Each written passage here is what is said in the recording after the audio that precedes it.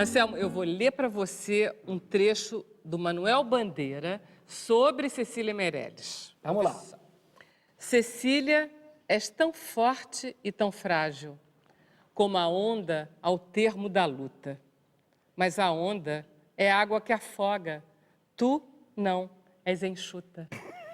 Lindo, não? É fofo. Olha aqui, eu separei um trecho de uma poesia dela sobre liberdade.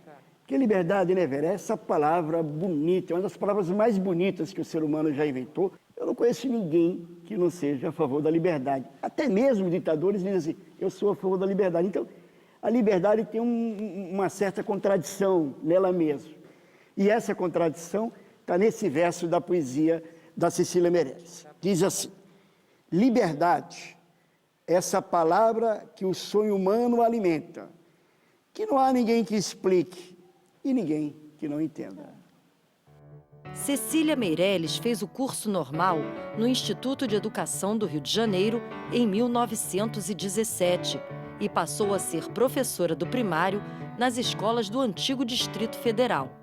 Bom, ela foi já uma criança meio especial. Ela foi uma professora também, né? Foi professora, ela lidou com crianças e na infância dela ela lidou com a ausência, porque perdeu avós, perdeu os pais cedo e, de alguma maneira, essa ausência fez com que a morte fosse uma companheira com a qual ela tivesse certa intimidade. Minha infância de menina sozinha deu-me duas coisas que parecem negativas e foram sempre positivas para mim: silêncio e solidão. Ela tem essa coisa meio decadentista dos simbolistas, assim, a morte é o amor e a morte, né? Essa tensão e a morte muito próxima, né? Ela tem eu acho que é dos poemas em prosa dela, que ela diz uma coisa que eu anotei aqui, ainda que sendo tarde e em vão, perguntarei por que motivo tudo quanto eu quis de mais vivo tinha por cima escrito não. O pai de Cecília Meirelles, Carlos Alberto de Carvalho Meirelles, morreu 3 meses antes do seu nascimento. E sua mãe, Matilde Benevides Meirelles, morreu quando ela tinha 2 anos. Ela foi criada pela avó portuguesa, Jacinta Garcia Benevides. E sendo uma criança sensível, depois transformada numa professora sensível e, quem sabe, olhando a criança que ela foi, ela deve ter percebido que não havia uma tradição de poesia infantil de qualidade, senão aquela triste poesia infantil exemplar. Então, a poesia de conselhos, e a poesia tem que ser o espaço da liberdade, né? Onde até mesmo o erro pode estar incorporado para a pessoa aprender com ele. Vamos tocar Dorme, Meu Menino, Dorme? Vamos lá.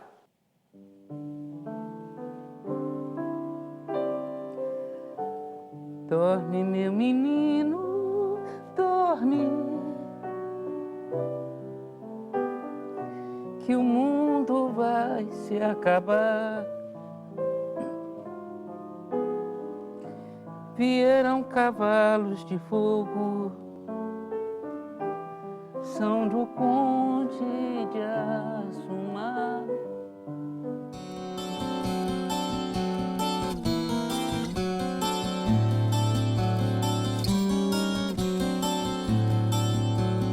Laura, você conheceu, você chegou a conhecer a Cecília? Como é que ela era? Ah, ela era linda. Muito interessante, uma pessoa muito simpática. Eu não tive muito contato, mas a conheci. Era realmente um amor.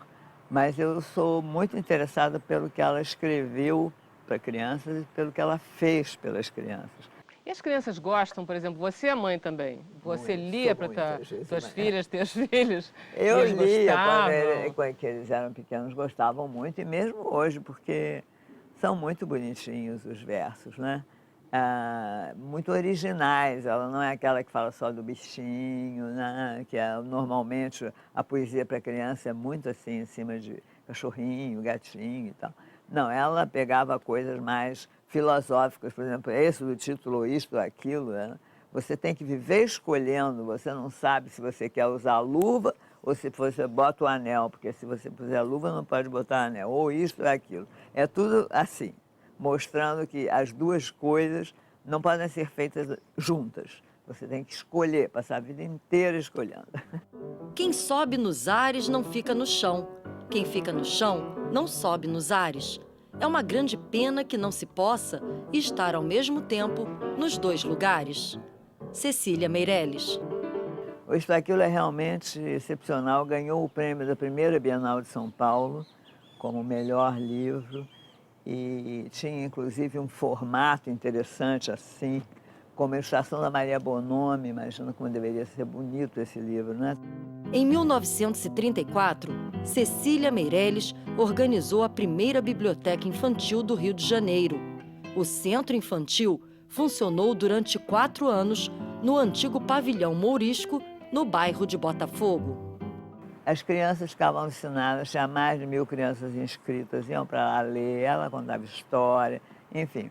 Em 1937, um belo dia, não sei quem dedurou alguma coisa absurda, que havia livros comunistas na biblioteca. E o livro comunista era o Tom Sawyer, que eu acho que devia ser porque tinha capa vermelha, né? Aquela história, a capa vermelha é comunista. Fecharam a biblioteca. Uma coisa inacreditável. Ela se bateu com muita firmeza e pagou por isso contra a mistura da religião e do ensino público, favorável ao ensino laico, né? E isso, enfim, num momento em que o Brasil até tinha um pensamento conservador muito forte, namorando até o integralismo e o fascismo, né? Veja a coragem de Cecília de se opor a tudo isso, né? Era uma educadora nata. Inclusive, uma coisa interessante também é que o primeiro livro sobre teoria de literatura infantil foi escrito por ela no Brasil. Chama-se, porque está até hoje saindo sempre no catálogo, chama Problemas da Literatura Infantil. Em 1940, Cecília Meirelles deu aula de literatura e cultura brasileira na Universidade do Texas, nos Estados Unidos. Em 1942, se tornou sócia honorária do Real Gabinete Português de Leitura, no Rio de Janeiro. Além da coisa infantil, você gostava dela como poeta? É uma coisa que você gosta de poesia? Eu gosto muito da poesia dela, acho aqueles versos que ela tem sobre a Inconfidência Mineira maravilhosos. Professor, fala um pouco da importância desse livro, Romanceiro da Inconfidência. Uma boa pergunta, Anselmo, porque é quase uma réplica aos que acusam Cecília de ser alienada. Ela escreveu um livro inteiro sobre esse episódio da Inconfidência Mineira. Um livro de muitas vozes, um livro polifônico, com poemas líricos, com poemas dramáticos, contando a saga dessa nossa grande derrota, que foi não termos alcançado a independência em 1789.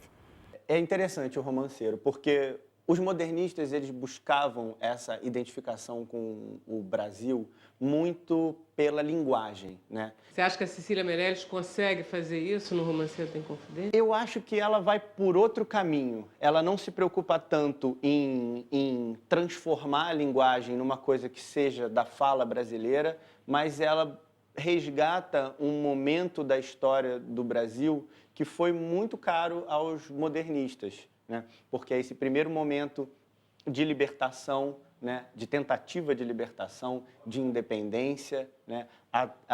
De uma transformação muito radical vindo de dentro, né? do Brasil.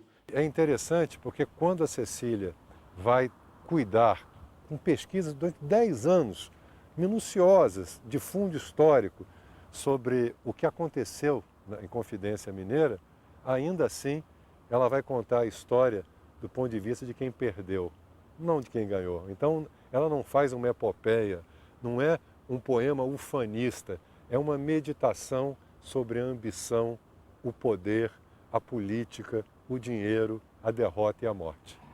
Romanceiro da Inconfidência, de Cecília Meirelles, foi publicado em 1953 e escrito na década de 1940, quando Cecília, então jornalista, chegou a Ouro Preto com a finalidade de documentar os eventos de uma Semana Santa.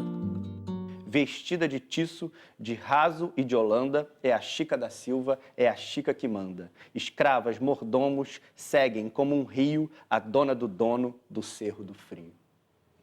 E aqui, por exemplo, nesse momento, acho isso uma passagem muito moderna da Cecília, né? Ela ter esse olhar para uma negra, entender essa tensão de que é ela que manda, né, e colocar ela nesse lugar dentro do poema, assim. Quanto mais vinculado ao presente determinado Ao texto, factual, ao né? factual, mais cedo ele envelhece. Porque querendo ser moderno demais, logo você fica obsoleto. E a Cecília, ela não caiu nessa armadilha. E eu acho muito interessante esses poetas que não se enquadram nessas caixinhas que são construídas pela crítica literária, né? Porque eu acho que eles se comunicam de alguma forma com um momento que é muito contemporâneo nosso, né? Dos poetas, digamos, da minha geração e dos que estão vindo, né? Que é você não precisar mais se filiar a nenhum movimento, a nenhuma escola específica de poesia. Então, quando a Cecília não se filia diretamente ao modernismo, ela está com essa ideia na cabeça de que ela não precisa se filiar àquilo que o momento histórico impõe a ela. Ela pode ir além, conversando com vários tempos ao mesmo tempo, criando a poesia dela da forma que ela quer. Eu acho isso incrível.